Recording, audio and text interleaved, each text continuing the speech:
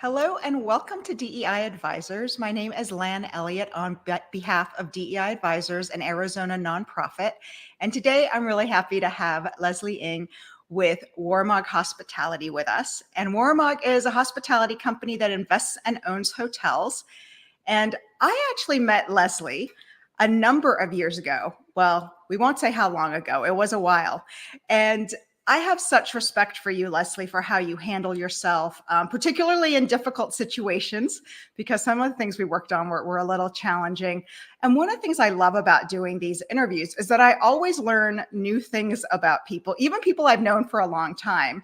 And in this case, I learned that you started your career as a civil engineer, which I had no idea about that. But Leslie, you've had such an amazing career. Can you share some of the inflection points in your career and perhaps some of the things or skills that you think were important to your success? Hey, Lan. Just want to say hello and thanks for doing this today. And excited to do this. Um, yeah, you're right. I mean, most people in the industry don't know that I started as a civil engineer. When I was younger, I wanted to just build stuff and be involved in the outdoors and build bridges and tunnels and highways. Uh, when I graduated, I mean, I ended up working for an architectural engineering firm in New Jersey. And lo and behold, during the early 80s, all we did was sit in front of the computers and modeled nuclear reactors. So my job as a young engineer was to figure out how to build nuclear reactors to sustain accident scenarios. It wasn't quite what I envisioned, and shortly after being there for about a year or two, I looked around and said, "Do I want to do this for the rest of my life?" And so one of the biggest and first inflection points was making the decision to go back to business school. Went to business school, fortunate enough to get in. When I graduated, I majored in real estate finance. Didn't really know what I wanted to do. Decided to get a job at management consultant. Worked at Touche Ross, now Deloitte and Touche, for a couple of years. Did a lot of the M&A work. Was exposed a little bit to real estate. I ended up doing the feasibility analysis for what's now the Ritz-Carlton in Phoenix. Uh, I didn't know it at the time. I had no idea what I was doing. So that was, the first inflection point going back to business school. About 2 years after working there, working like a dog, 80 hours a week, I was actually recruited by a Japanese company um, called Tobishima. And during the mid late 80s, that's when all the Japanese companies were coming to America and buying up the real estate. And I eventually went with one of them, one of the high flyers in New York. Um, Ended up buying a hotel. Although we did a number of other projects, ended up buying a hotel for them out of bankruptcy court. Probably the worst deals I've ever done. One of the worst deals I've ever done. We bought a 132 room hotel sitting on a leasehold in New York City for $76 million that was losing $2 million a year before debt service. Um, so that was my foray into the hotel business. Um, if you pick it up from there, that was in 1987. Um, from that point on, taken me all the way to the end of interstate. So from the late 80s to 2018, when I retired from, I mean, that's a 30 plus year span. It's been essentially the same job. I've actually moved from 4 companies within that span, but it was all through mergers and acquisitions. So Tobishima became TCC. I went to work for Woody Weiser in Miami. I had bought his company, and then Tobishima sold it back to TCC in the early 90s. I went to work for Woody. In the mid 90s, when the first REIT came out in 1993, 94, I went to Woody and said, maybe we should try this, Woody. So I did all the background work, did all the research, and convinced him to explore going public as a REIT. At the time, TCC was the second largest hotel management company in the world, but it was a much smaller industry back then. We had about 50 hotels. Interstate had about 70 hotels, but we were number 2. We were obviously too small to go public. We got together with GenCom, Korean Airlines Company, and Paul Nussbaum, a very small Patriot American at the time. And in 1995, the three of us came together and formed Patriot American Hospitality. We went public in 95 with 20 hotels, very small market cap. It was the largest REIT IPO at the time at a $350 million enterprise value. And between 95 and call it 98, 99, we had taken Patriot American from a $350 million company to a $7 billion company.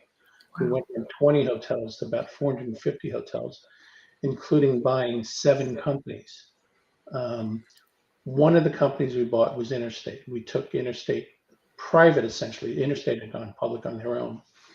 And then back in 2005, I rejoined Interstate as a separate company. It was a very small management company at the time. By the time I got there, we had about 200 hotels. Tom Hewitt was the CEO.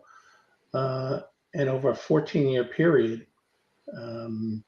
we took that to 500 hotels right before it was sold to Ambridge. So I've really had just one job. It's a long job with different names, but I've been doing the same thing, Lan, since the 1980s. But the inflection points were making the decision to go back to business school and then leaving Touche Ross to get into the hotel business. I mean, I distinctly remember talking to the headhunter that was tracking my career at the time. He said, you know, Leslie, once you go to TCC, you're probably going to be stuck in the hotel business for the rest of your life. Before that, I was doing condos and other different types of projects. And I said to him, I said, I don't think it's such a bad business. I mean, I enjoy it. So I took the plunge, and, you know, 30 years later, I'm still in the business. And then the final inflection point, and which I started a little later than most, although I had passively invested in hotels before, I really got into it in a big way about 12 years ago, while I was still at Interstate. I was chief investment officer at Interstate. During the last financial crisis, Paul Nussbaum and I started buying hotels initially as a hobby. We bought a Holiday Inn Express in Colorado. We bought another hotel in Raleigh. We bought another hotel in Indy. Initially with friends and family. 5 years later, we owned 40 hotels. And at that point in 2018, he was imploring me to quit Interstate to run a little hobby that we founded. So I did that. I retired in 2018, went on Interstate's board, and have been running our little hobby for the past, I guess, I don't know, 4 or 5 years. We still own about 35 hotels today. Still pretty active. A small entrepreneurial company, and we have a cadre of good investors that follow us. I love your choice to stay in the hospitality business. I think it's one of the best things about hospitality is people tend to find the industry and then stay for a really long time, so that it means that you have relationships that actually go for decades, where you have known people and worked with them, and then become friends with them. So I think it's a terrific industry. During that time, and I know you say you never left to go anywhere else, but actually choosing to stay is actually, as I mentioned, a choice as well. And you could have gone to different places along the way. I'm sure there were opportunities that were presented to you. But were there certain skills that you specifically decided to hone to increase your opportunities for advancement? Maybe something that you weren't comfortable with early in your career that has become easier for you to do? You know, a couple of things come to mind, Lan. So, you know, I grew up as an engineer, you know, good at math and science. I remember having these arguments with my classmates because I didn't know anything about finance at the time. And I said, you know, science rules the world. They're the innovators. And they would go, no, finance rules the world. They're the ones that control the money. And we used to argue all the time, but as the years passed, I realized I was wrong. They were right. I mean, finance, without the financing, you can't do anything. So, I mean, that's one thing that comes to mind. The other thing that comes to mind is, in combining my math and finance, as soon as I graduated business school, it was really the coming of age of laptops. I mean, people think when I went to business school, the spreadsheet was just coming out. Um, so I knew that when I got out in the mid 80s and I started at Deloitte and Touche and we did all this M&A work for clients, um, if you knew how to do financial modeling, you were going to be sought after to do assignments. So I made it a point among my group of 50 management consultants to become the best financial modeler in the group. And there was no Excel back then. Lotus was the king. And I became the Lotus King. And I knew that I became the Lotus King when people started asking me how to do things within the system. So uh, I rarely look at spreadsheets now, but I mean, it's kind of silly to say, but that's the one skill I made sure that I could do better than anyone else. And yeah, I worked hard at it, and I think it's paid off. It's kind of weird that they even think about that, but yeah, everyone does it now. It's true. It's true. And actually, what I find is the more senior you get, the less you are actually in the spreadsheets and working them. So I don't the travel new with a things that are in laptop their anymore. spreadsheets. I just Yeah. bring my iPad, so I can't do any spreadsheets. It doesn't work very well on an iPad. I've tried that. Yeah. Let's broaden the discussion a little bit to challenges. And over the course of your career, you've worked on a lot of deals, a lot of M&A, and that means you end up encountering a lot of challenges and having to overcome obstacles. How do you generally approach a challenge? How do you process it? What tools do you look for? What do you do first? Um, well, I mean, one of the things I always do is in any real estate transaction, there's always going to be the other side. There's another party to the transaction. So one of the things I always do is, I try to get to know the people, and I actually try to put myself in their shoes to see how they're looking at this thing, whether they're a seller, whether they're a buyer, whether we're trying to merge our companies. And I really try to place myself in their shoes to see what their objectives and their motivations are. And then I've always found that that gives me a better angle or a posture to either negotiate or find a compromise and to deal with the situation. We're never going to get everything we want, nor is the other side. But if the desire is there to do a deal or complete a transaction, you'll find a middle ground. I mean, it's. I actually don't like walking away from a deal where I think I got everything, because I don't. I feel like I always want to do the right thing and make sure it's a fair deal. It's not to say that I don't try to make sure it's good for whatever my representatives or my investors are, but I always try to be fair.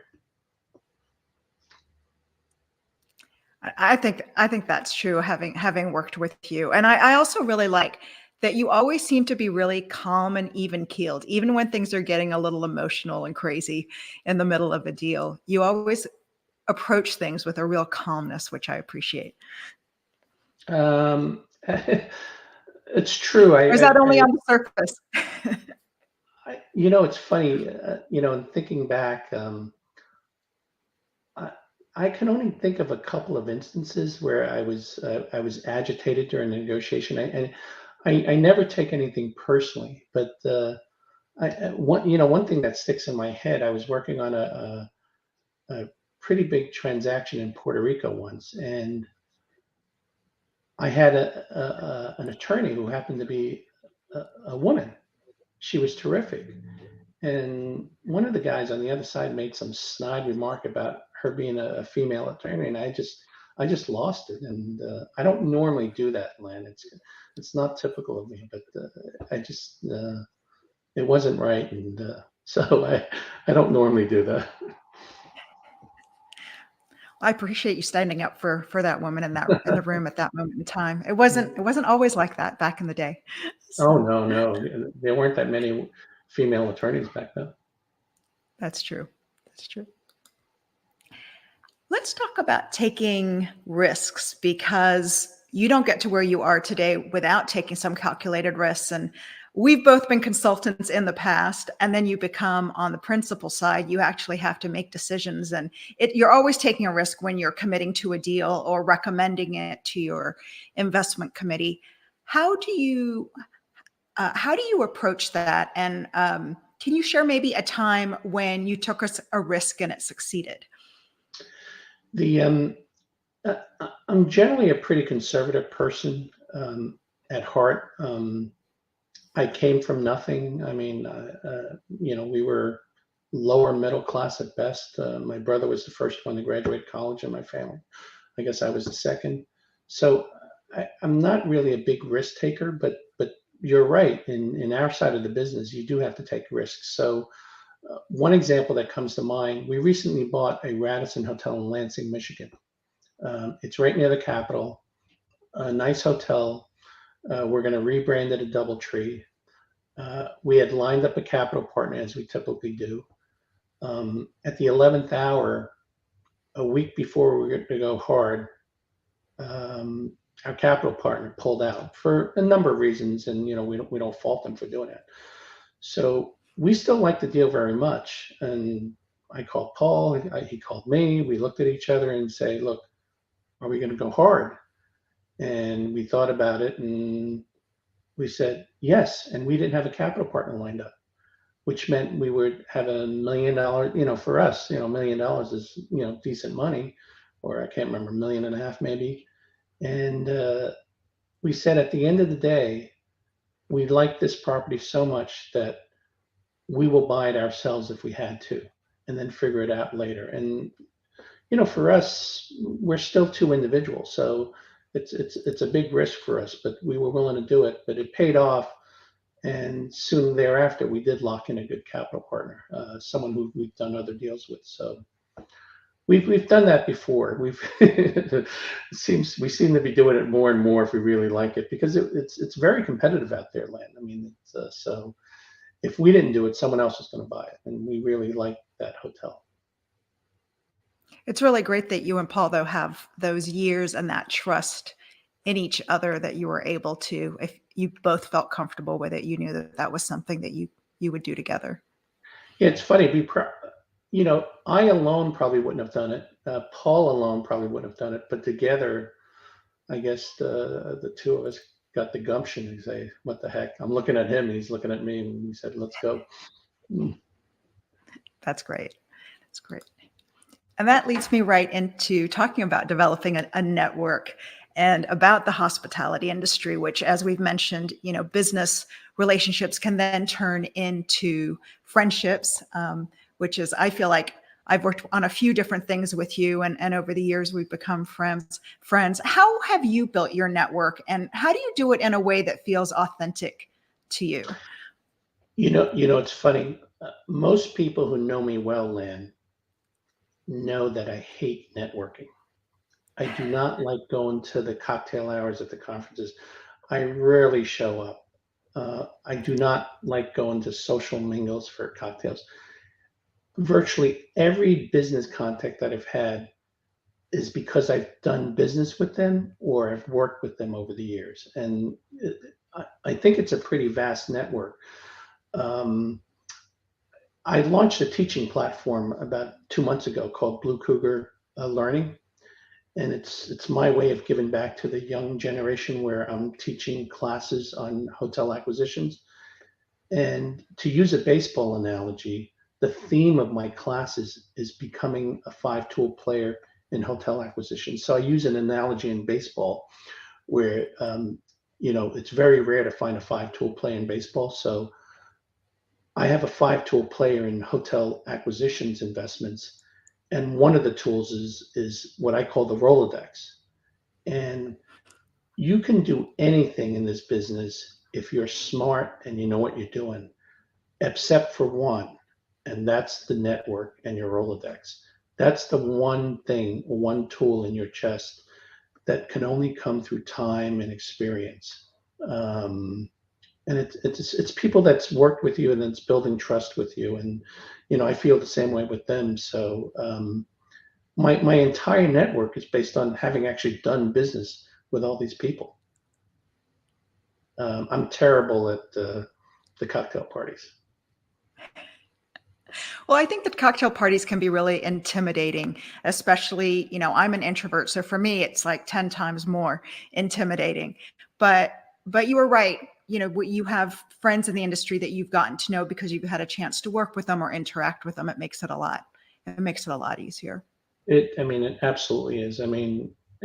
Just coming back from Alice 2 weeks ago, I've seen friends that I hadn't seen in 2, 3 years because I hadn't been to LA in 2 years, but almost everyone I see and know and shake hands or hug, it's because I worked with. And it's a pretty big crowd. You've got an amazing network, Leslie. And I love what you're doing to give back to the next generation as well. We had talked a little bit about mentors and champions earlier, but you often hear how important they are to your career. And you've mentioned that you've had two great mentors. Can you share how they have mentored or championed you, Yeah. and how you came about finding them?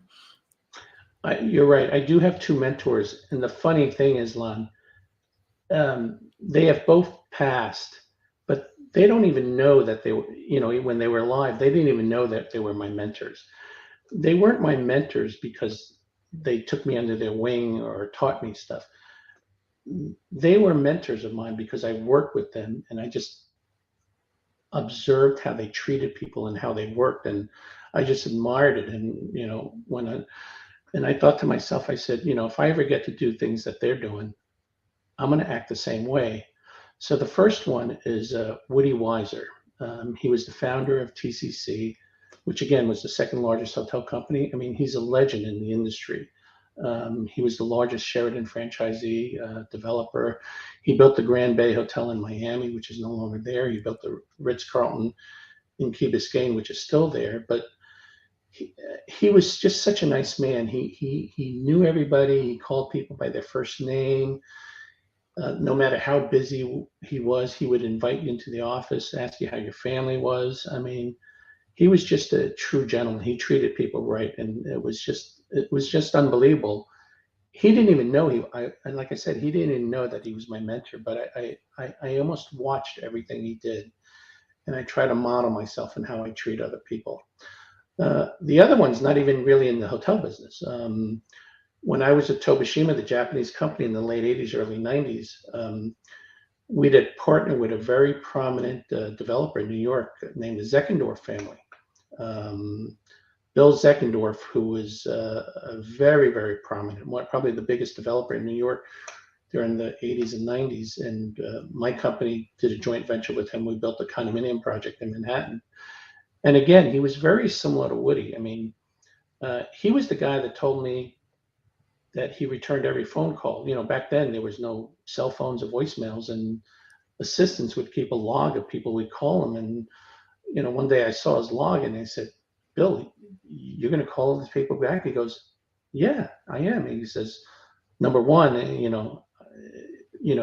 they're willing to make the phone call, I owe them the duty of returning a phone call. They made some time. And he goes, you never know what they're going to call you about, no matter who they were, no matter which broker. And I learned that from him too. So again, he doesn't know that he was a mentor to me, but I watched how he did business. He did the right thing. He made the right decisions. And if he told you something, he gave you a word, he always lived by it, regardless of what the document said. So those two guys were very important in my life, and they didn't even know about it. Very admirable people. It sounds like they inspired you in your career and how you were going to behave and act in your business career. Yeah. So the next thing is around overcoming self-doubt.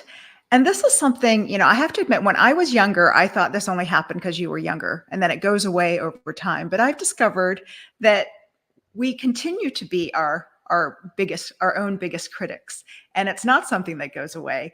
And it can make you doubt yourselves and your skills. What are some of the strategies that you use to stay positive and just overcome that internal narrative? When I was younger, I mean, I was lucky to get thrust into very important positions when I was young. I just happened to be at the right place at the right time. So one example is I started working for the Japanese company in 1987. I was in my 20s. Um, I spoke English. I knew finance.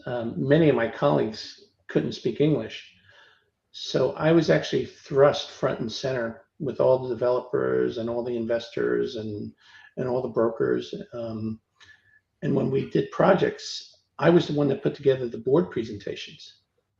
I was the one that presented the projects. I mean, it was very intimidating presenting to the board at a very young age. I mean, in my 20s, I used to be very nervous about it. I didn't feel I was good with public speaking.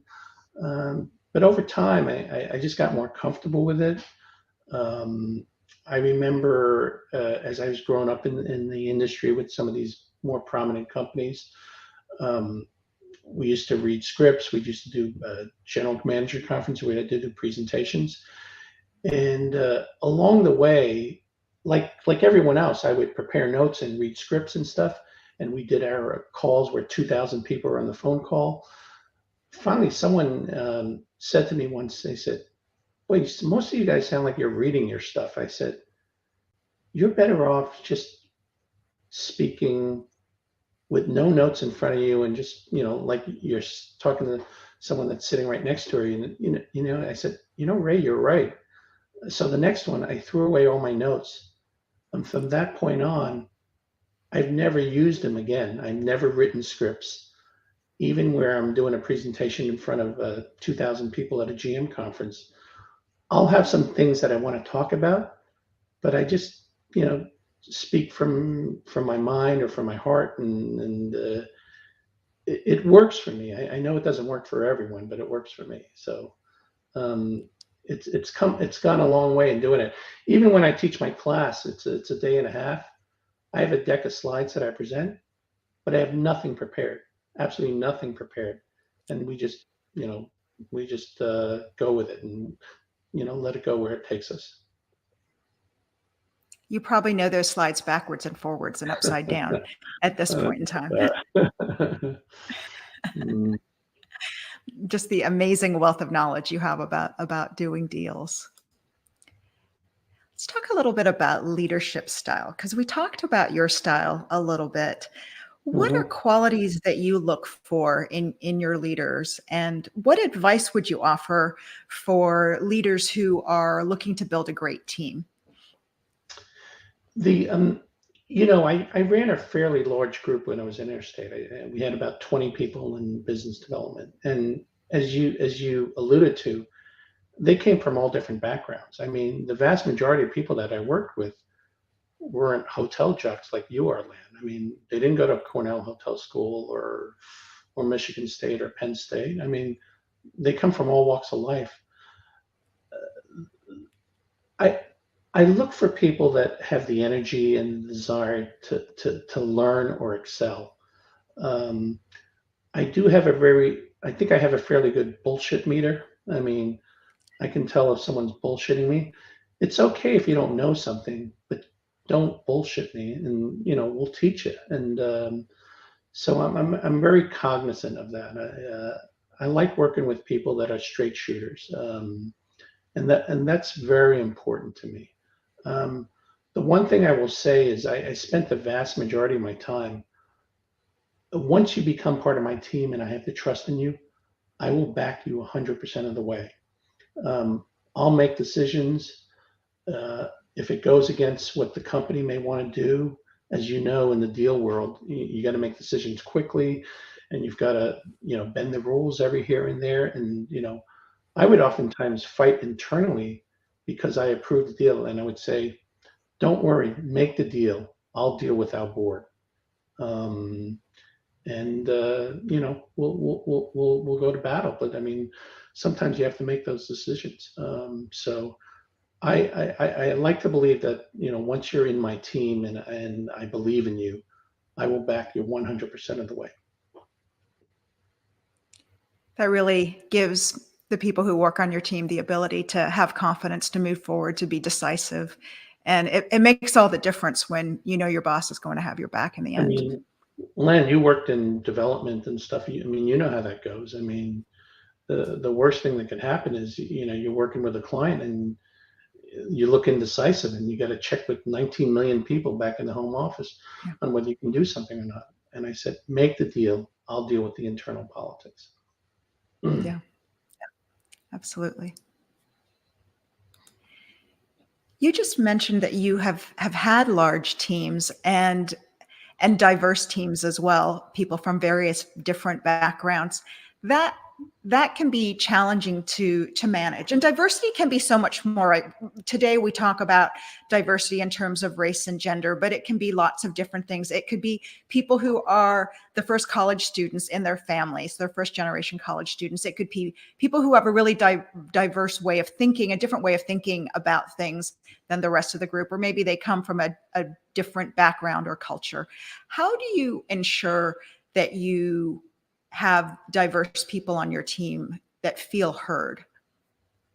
It's a wonderful question, Len. I mean, our teams at Interstate, and they changed all the time. I mean, we would out of the 20 people, there'd probably be turnover of 5 people, and anyone who leaves our group and goes on to better things, I've always wished them well. I've never held a grudge. I mean, I never understood it when people got pissed off when people left, but I've always encouraged people to, further their careers. The one thing I always do, and we always had our weekly development meetings. Everyone would get their turn to speak, from the youngest analyst, the most inexperienced analyst, to any of the EVPs, and I had 4 executive vice presidents in my group, um, and everyone would have equal say. I mean, I'll never forget the time. One of the brightest stars in my group, and she's doing extremely well now. She actually started out as my assistant because she has just gotten out of college, and I saw something in her, and she's now a very successful manager at Ernst and Young. I was grooming her. I was hoping that she would eventually take over my spot. But I remember there was one day where I was tired of doing something and I was complaining and bitching into her. And she would look at me and she said, Leslie, just do your job. And I was shocked because, some people, not you, Lynn, but were intimidated by my position. Forget about me. But she wasn't like that. She had the gumption to just tell me outright. And I love that about her. I mean, I like people telling me when I'm doing something wrong or not doing something right. And I don't care what the rank is. I don't care what the gender is. I don't care anything. I mean, just, I want to hear it all. So that was wonderful. My everyone who knows me knows that I have an open door policy. Anyone come up. I mean, I lived for 14 years at the Hilton Boston in Virginia.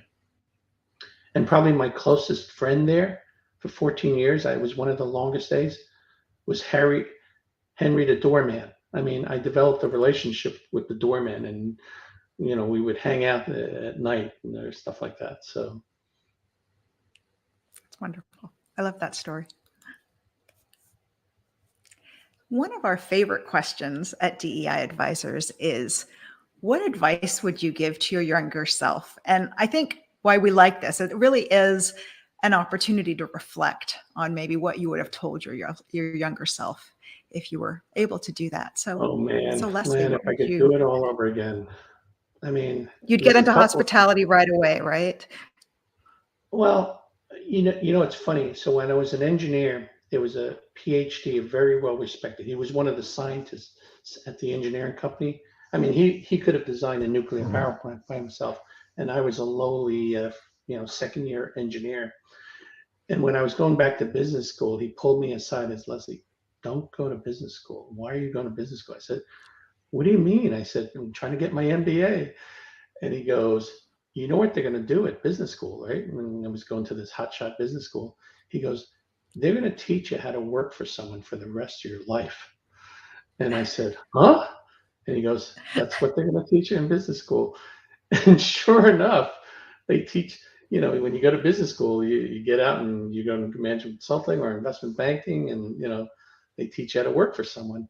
So in a sense, he was right. And it probably took me 30 years to figure that out, because I didn't really start buying hotels in earnest for my own account until about 12 years ago.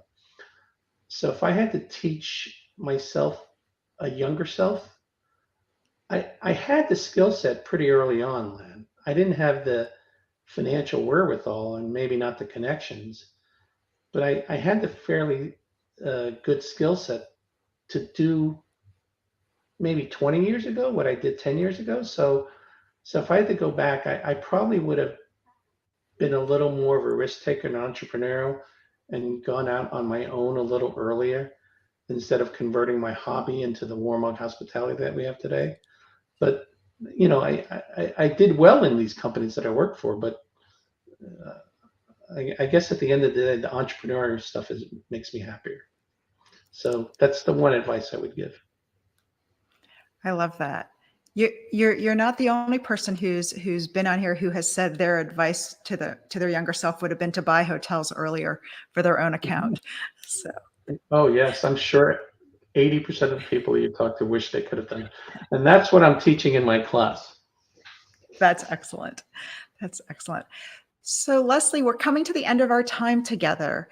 And keeping in mind that the mission of DEI Advisors is around empowering personal success, do you have one final piece of advice that you would offer our viewers, women and underrepresented groups who are looking to advance in their careers? By the way, Len, when I found out that you were doing this, and I went on the website, and I thought this was terrific. I mean, it's been a long time coming. Nobody has ever done it the way you guys have done it. I have been fortunate enough to work at many companies where women, not necessarily ethnic minorities, but women had very prominent roles. When we had Wyndham at Interstate, probably 1/3 or 40% of our C-suite colleagues were women, which, was very unusual. It's very atypical. So from that perspective, I've been very lucky, and some of these women have been the smartest people and great friends for life. And so I'm encouraged at what I've seen in the past 20 years, because when I started in this business, there were probably only 2 Asians that have significant roles in our industry, and there were very, very few women. So, I mean, thanks to people like you, Lan, I mean, I think things are changing. I hope they continue to change. And my advice to people is, continue to work hard. And if this business is a passion of yours, stay with it, and you can succeed. And take my class, and then you'll succeed even more. But I'm encouraged by what I've seen, and you're a big part of it. Thank you. Thank you. And this is really the vision of David Kong, our founder of DEI Advisors. So we're really thrilled to be a part of it. And it's just been a wonderful journey to be able to talk with friends in the industry like yourself and learn new things about you that I didn't know before. And I just discovered while we were talking that we were probably living and working in Miami at the same time in the early 90s, but I didn't know you then. I had to move to DC to get to know you. I was living in the Grand Bay. That was pretty nice. I was just in Coconut Grove, like 2 minutes away. So all the happy hours we missed out on in those days, Leslie. In Cocoa Walk. Thank you so much, Leslie, for joining us today. And for our viewers, if you would like to check out other interviews, please go to our website, which is deiadvisors.org, and you'll find a number of interviews that we've already recorded there. And we're also recently launched our podcast platform, so you can also listen to interviews at your favorite podcast platform. Thank you so much, Leslie. All right. Thanks, Lan. Be well.